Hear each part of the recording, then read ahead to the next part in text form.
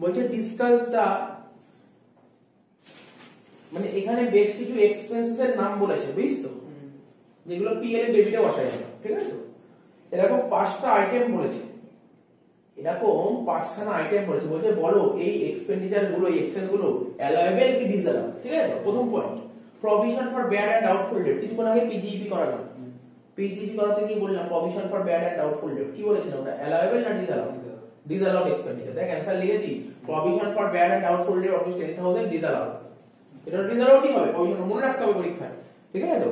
তাহলে bad date 8,000 টাকা দিয়েছি, এটা কি ব্যাড ডেট, যে 8,000 টাকা যদি অফিসার যদি অ্যালাউ করে তো অ্যালাউয়েবল এক্সপেন্ডিচার, অফিসার যদি অ্যালাউ না করে তো ডিসঅ্যালাউড এক্সপেন্ডিচার। আমি মনে করছি অফিসার অ্যালাউ করেছে, অফিসার কোন অফিসার, ইনকাম ট্যাক্স অফিসার, ঠিক আছে।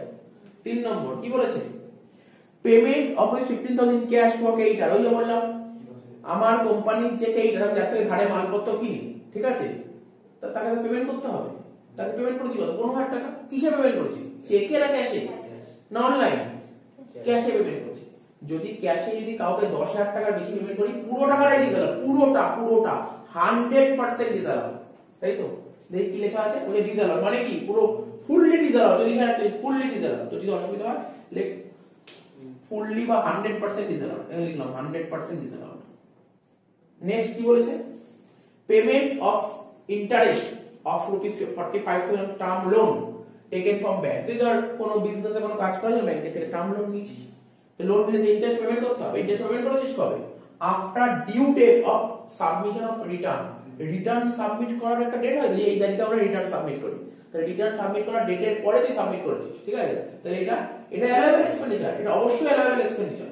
আমি পেমেন্ট করেছি, কিন্তু কবে পেমেন্ট করেছি, রিটার্ন সাবমিট করার পর, ঠিক আছে, অ্যালাউয়েবল এক্সপেন্ডিচার। পরবর্তী মানে সাবসিকুয়েন্ট অ্যাসেসমেন্ট ইয়ারে এটা অ্যালাউয়েবল হবে। Last, penalty of 10,000 paid to customer, বললাম পেনাল্টি ফাইন এগুলো সব ডিসঅ্যালাউ, কারণ তুমি কোনো ইললিগাল কাজ করে তার জন্য তোমার থেকে গভর্নমেন্ট ফাইন নিয়েছে বা পেনাল্টি নিয়েছে, এটা ডিসঅ্যালাউ এক্সপেন্ডিচার। তো মানে ওই 2019 সালে যেমন 15 নম্বরের একটা বিজনেস অঙ্ক দিয়েছিল, তার সঙ্গে শর্ট কোশ্চেন দিয়েছিল 5 করে, সবই নিয়ে যা, যেটা পারবে সেটা করবে, ঠিক আছে। এরপর একটা সায়েন্টিফিক রিসার্চ করবো।